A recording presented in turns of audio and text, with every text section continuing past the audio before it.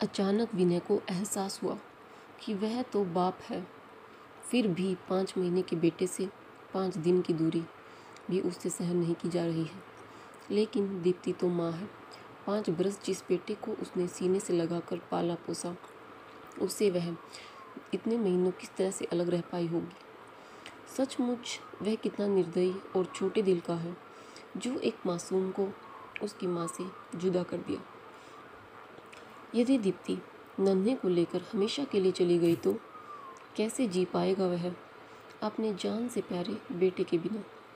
और फिर दीप्ति अब तक कैसे जी रही होगी अपने अंकुर के बिना। कितना दर्द सहा होगा दीप्ति ने। यह सब सोचकर विनय की आंखें भर आई। आज दिन भर दुकान पर दीप्ति का मन उचाट सा रहा। दिमाग में कुछ उथल पुथल सी मची रही, क्योंकि सुबह घर से निकलते समय ही माँ जी यानी कि दीप्ति की सास ने धीमे स्वर में दीप्ति को कह दिया था कि बेटी शाम को आज जल्दी घर पर आ जाना। और उनके जल्दी घर आ जाने का अर्थ भी दीप्ति भली भांति समझती थी। इसीलिए वह अनमनी सी रही दिन भर। और इस प्रकार से उसको अनमनी सी देखकर बगल वाली बेला ने भी उसे दिन में 2-3 बार टोका। क्या बात है दीप्ति, आज इतनी उदास क्यों लग रही हो। दीप्ति फिर मुस्कुरा दी। 5 बजे बेला और सामने वाली प्रज्ञा को दुकान का ख्याल रखने का कहकर दीप्ति घर चली गई। जाते ही अंकुर उसके पैरों से लिपट गया।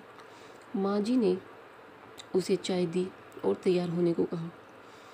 चाय पीकर दीप्ति ने हाथ मुंह धोया और जल्दी जल्दी कपड़े बदलकर तैयार हो गई। माँ जी ने ज़बरदस्ती उसके गले में एक चैन पहना दी और माथे पर बिंदियाँ भी लगा दी। नियत समय पर विनय और उसके परिवार वाले माता पिता दीप्ति को देखने आ गए। दीप्ति को तो वो लोग फोटो देखकर ही पसंद कर चुके थे। घर पर तो सिर्फ आज तो एक तरह से बात पक्की करने के लिए आए थे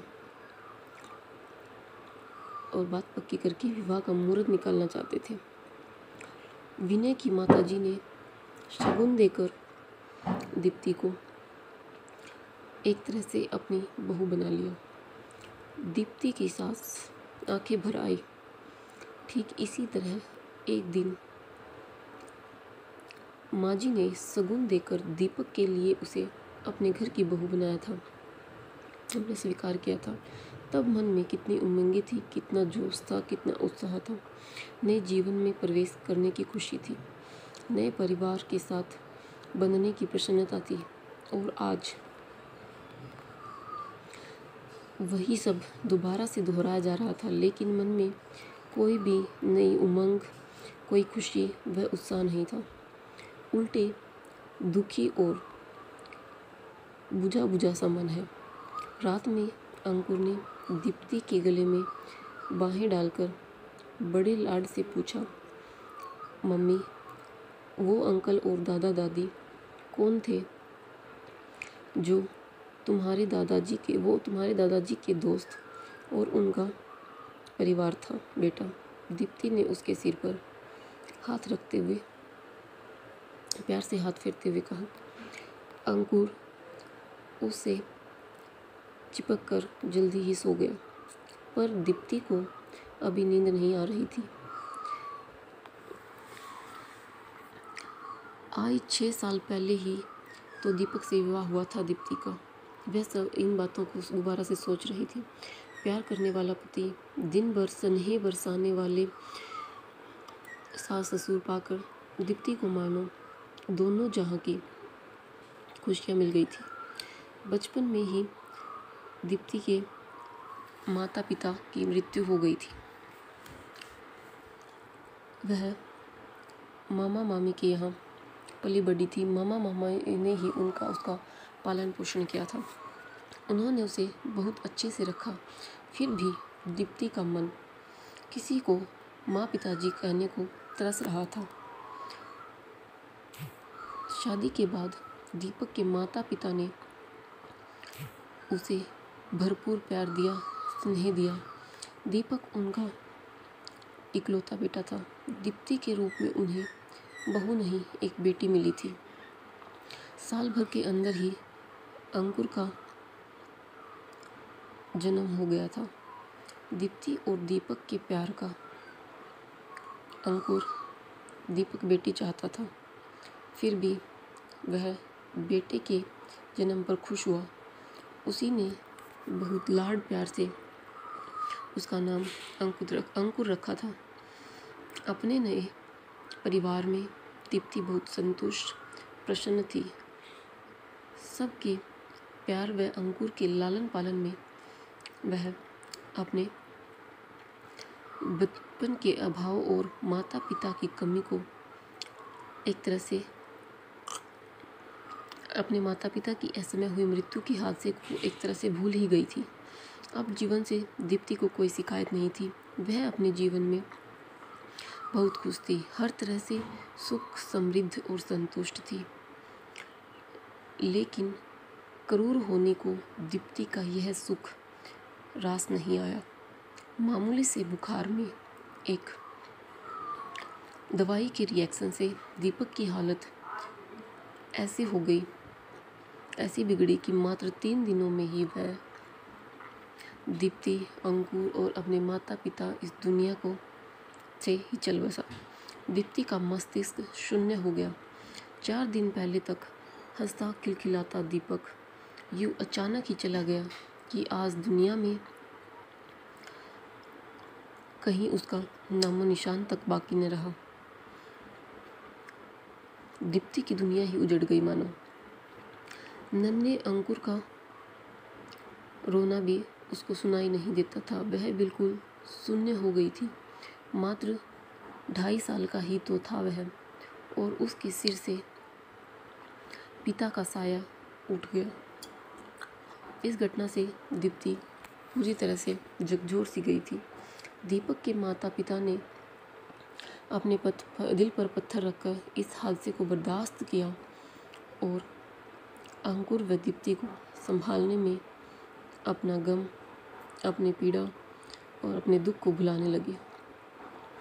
महीनों बाद अपने माता पिता के प्यार से दीप्ति थोड़ी संभली और दोबारा से अंकुर की देखभाल में अपना समय काटने लगी। उनके घर के पास ही एक छोटा बाजार था, जहां ऊपर वाली मंजिल पर महिला मार्केट था। वहां पर बहुत सारी गृहिणियां अपना व्यवसाय चलाती थी। कोई पार्लर बुटीक, तो कोई सिलाई, सेंटिंग, पेंटिंग क्लास। घरेलू काम से निवृत्त होकर औरतें अपनी अपनी दुकानों पर आ जाती। सब सहेलियां महिलाएं बैठी रहती, आपस में सुख दुख भी बांट लेती और कुछ रचनात्मक काम भी कर लेती, जिससे दीप्ति के ससुर जी ने भी उसे वहाँ एक दुकान दिलवा दी। दीप्ति नियम से अंकुर को स्कूल भेजकर दुकान पर आ जाती थी। दिन भर ग्राहकों में और आसपास की औरतों से बातें करती में दिन बीत जाता। बेला और प्रज्ञा से तो उसकी अच्छी घनिष्ठ दोस्ती हो गई थी। अब वह फिर से सामान्य होने लगी थी। वह अब अपने पति की मृत्यु के दुख को थोड़ा भूलने लगी थी। लेकिन माँ और पिताजी, यानी दीपक के माँ और पिताजी को उसके भविष्य की चिंता सता रही थी। इसीलिए वो उसके पुनर्विवाह के लिए लड़का ढूंढने लगे। उनकी चिंता भी स्वाभाविक ही थी, क्योंकि अभी दीप्ति मात्र 26 साल की ही तो थी। अभी उसके सामने पहाड़ जैसी जिंदगी पड़ी थी, तो वजह से वह अकेले कैसे काटती। दीप्ति दोबारा विवाह करने के लिए बिल्कुल भी राजी नहीं थी, पर सास ससुर के तर्कों, क्योंकि वह उनको अपने माता पिता समझती थी, उनके तर्कों और याचना के आगे उसे झुकना पड़ा। 2-4 जगह खोज खबर के बाद उसके सास ससुर को विनय और उसका परिवार बहुत अच्छा लगा। सारी बातें तय हो गई, विवाह की तिथि भी पक्की हो गई। तब एक दिन माँ ने बताया कि विनय अंकुर को अपनाने को तैयार नहीं है। दीप्ति पर तो मानो वज्रपात ही हो गया हो। उसका तो मानो दिल ही टूट गया।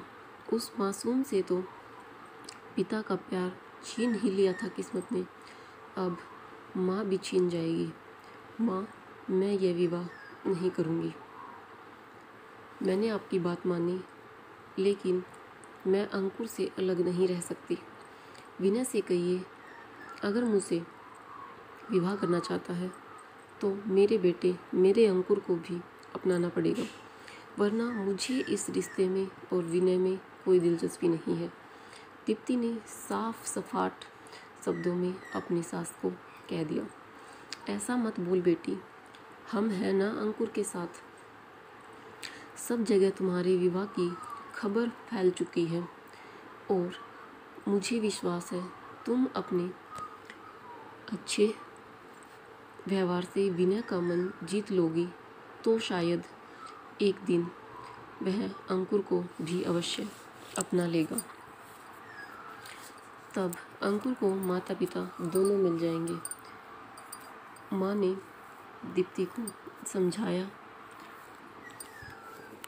तो बेबस दीप्ति फिर से माँ के तर्कों और याचना के आगे हार गई और उनके गले लगकर खूब सारी रो दी। अंकुर के बारे में सोचकर तो दीप्ति का कलेजा मुंह को आने लगा। 15 दिन बाद ही एक सादे समारोह में दीप्ति और विनय का विवाह हो गया।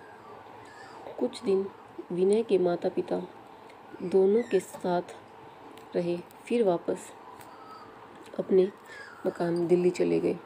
दीप्ति नए घर, नए परिवेश और नए रिश्ते में तालमेल बिठाते हुए अपने आप को ढालने का प्रयत्न करने लगी। विनय बहुत समझदार, प्यार करने वाला और ध्यान रखने वाला जीवन साथी था। वह हमेशा दीप्ति का बहुत ध्यान रखता था, उसे बहुत प्यार करता था। यह सब देखकर दीप्ति तो बहुत खुश थी। बस कहीं न कहीं हमेशा यही बात रह रहकर उसे कचोटती रहती कि काश विनय उसकी ममता की तड़प को भी समझ पाता और उसके बेटे अंकुर को भी उसके साथ साथ इतने ही प्यार और दुलार से अपना लेता जैसे दीप्ति को अपनाया। वैसे दीप्ति को इस बात की तसल्ली थी कि विनय उसी शहर में रहता था। उसके ऑफिस जाते ही घर के काम करके जब दीप्ति अपनी दुकान पर चली जाती थी तो स्कूल से अंकुर को भी पिताजी दीप्ति के पास छोड़ जाते थे। दोपहर भर दीप्ति अंकुर के साथ समय बिताती, अपना ममता, अपना प्यार अंकुर पर लुटाती और उसके लाड प्यार कर लेती। लेकिन शाम को फिर से जब वह घर वापस आने लगती तब अंकुर रुआंसा होकर उसका पल्लू पकड़ लेता। तब दीप्ति का कलेजा बार बार तार तार हो जाता था। कड़ी मुश्किल से वह भरी आंखों से फिर मिलने का वादा कर उसे विदा लेती। रात भर अंकुर का रोता चेहरा उसके सामने घूमता रहता और वो अच्छे से सो नहीं पाती। कुछ महीने इसी तरह से बीत गए। एक दिन दीप्ति को पता चला कि वह माँ बनने वाली है, तो यह बात सुनकर विनय की खुशी का ठिकाना न रहा। वह दीप्ति का हर तरह से ख्याल रखता, हर कोशिश करता कि उसको किसी चीज़ की कमी ना हो।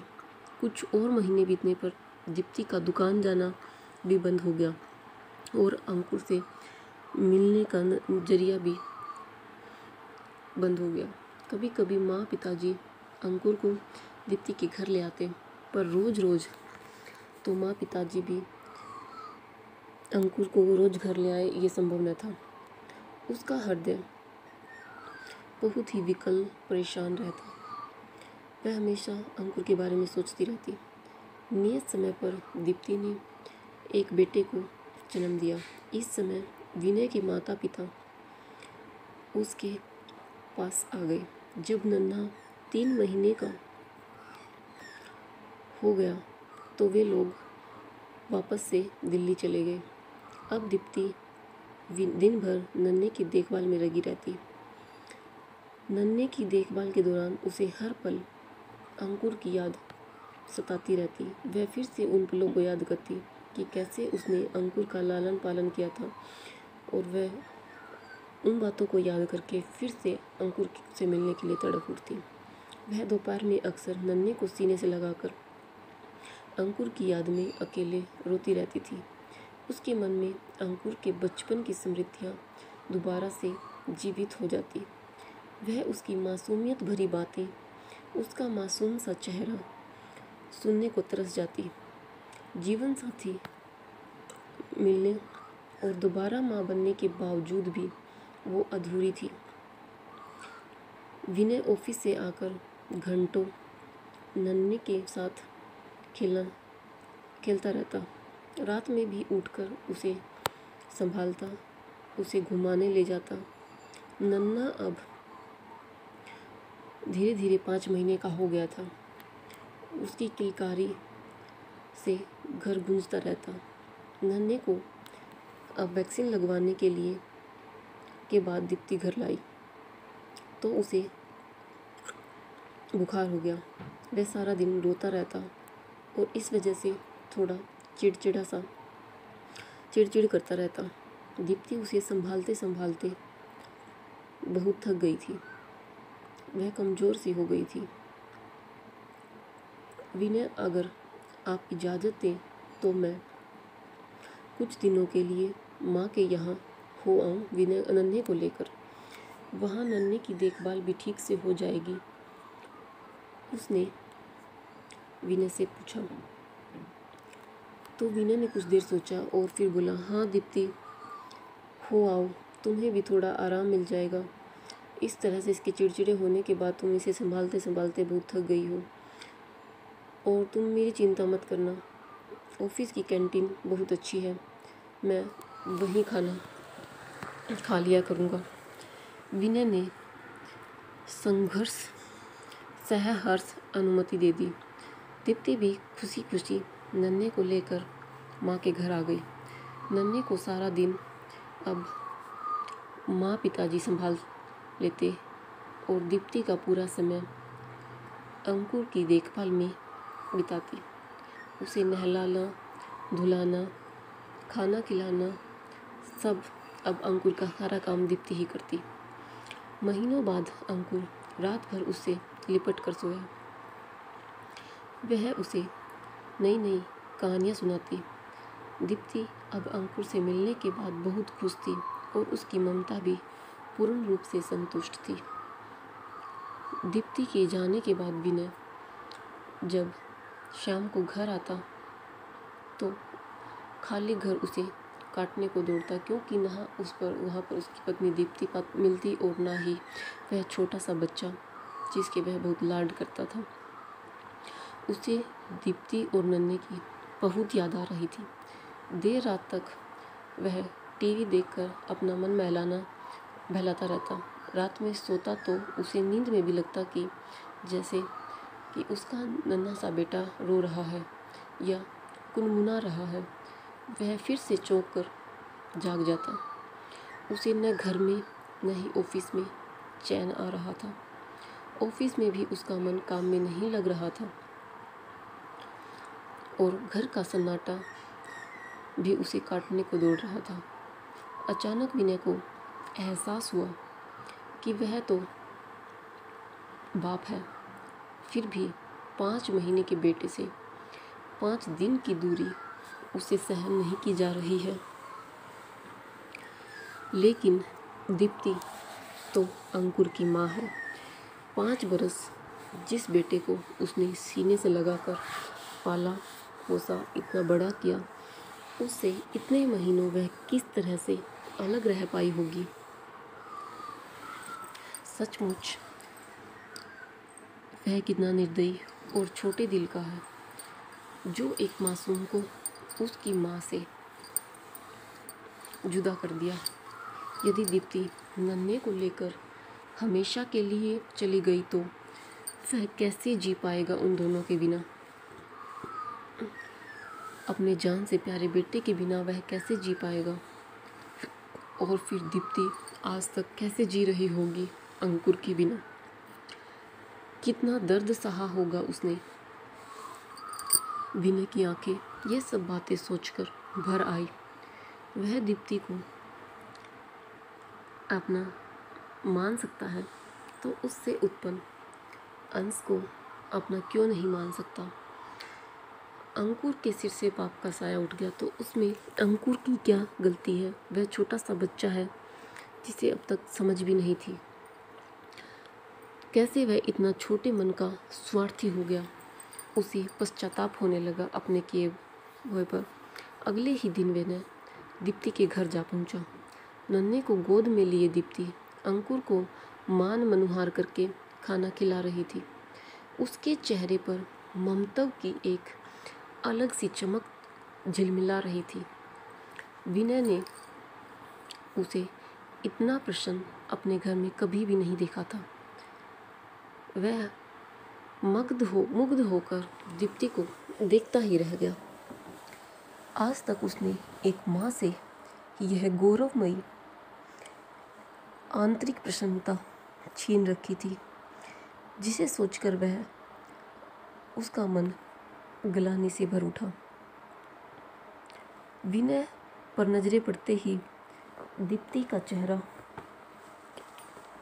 बुझ सा गया, मुरझा सा गया और अंकुर ने भी सहम कर उसका आंचल पकड़ लिया। विनय ने मुस्कुराकर अंकुर के सिर पर हाथ फेरा तो वह दीप्ति से सटक कर खड़ा हो गया। तुम्हारे बिना घर पर बहुत सुना सुना लग रहा है दीप्ति। अब तो नन्ही की तबीयत भी ठीक है। घर चलो। विनय ने दीप्ति पर से कहा, चलो घर चले। आप माँ को ले जा रहे हैं। अंकुर की आंखों में आंसू भर आए,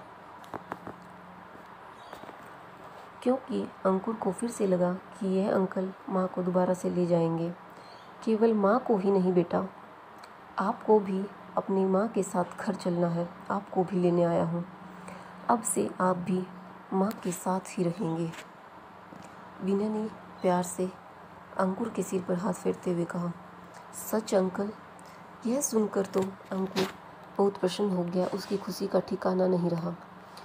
तभी विनय ने कहा, अंकल नहीं पापा बोलो बेटा, मैं तुम्हारा पापा हूँ। विनय ने उसे गोद में उठाकर प्यार से कहा। दीप्ति आश्चर्य से यह सब सुनते हुए विनय की ओर देख रही थी। मुझे माफ़ कर दो दीप्ति, मैं बहुत स्वार्थी हो गया था। आज तक मैंने माँ बच्चे को एक दूसरे से अलग रखा है। तुम्हारा अपराधी हूँ मैं दीप्ति। नन्हे से अलग होकर मुझे अपने बच्चे से दूर रहने के दर्द का एहसास हुआ। मैं अपने दोनों बेटों को घर ले जाना चाहता हूँ। नन्हे के बिना मैं 4 दिन भी चैन से नहीं रह पाया, 4 दिन रात भी नहीं रह सका। और तुम अंकुर के बिना साल भर तक कैसे रह पाई होगी। बस अब और नहीं, तुम्हें और तकलीफ़ नहीं दूंगा। विनय के स्वर में क्षमा याचना थी। दीप्ति इस अप्रत्याशित खुशी को पाकर रो रही थी। उसकी आंखों से आंसू छलक रहे थे। मैंने कहा था ना बेटी, एक दिन सब ठीक हो जाएगा। माँ और पिताजी कमरे में आते हुए दीप्ति से बोले। अंकुर विनय के गले से लिपट गया। नन्हे को सीने से लगाई दीप्ति यह दृश्य देखकर भाव विभोर हो गई। आज उसे लग रहा था कि शायद उसका परिवार आज पूरा हो गया हो। आज वह बहुत खुश थी।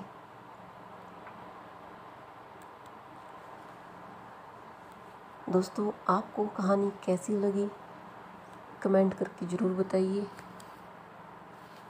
और हमारे चैनल को लाइक शेयर एंड सब्सक्राइब करें। फिर मिलेंगे ऐसे ही मोटिवेशनल स्टोरी के साथ।